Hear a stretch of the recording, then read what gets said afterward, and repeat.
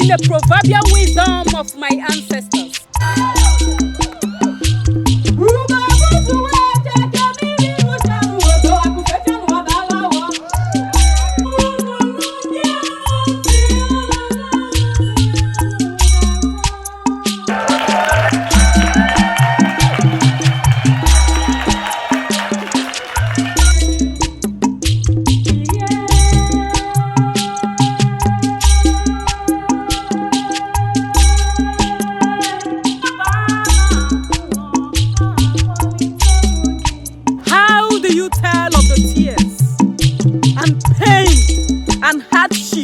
And hunger and mourning and schools shut down for many, many months leading to a year.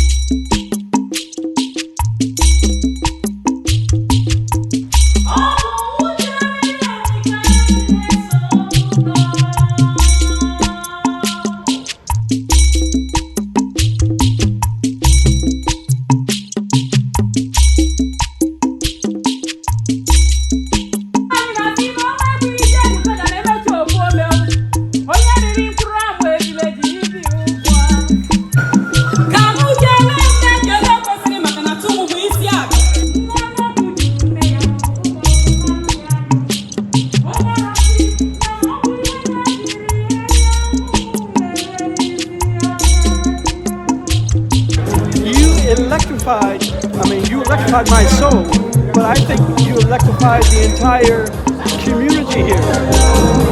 You really struck something within the soul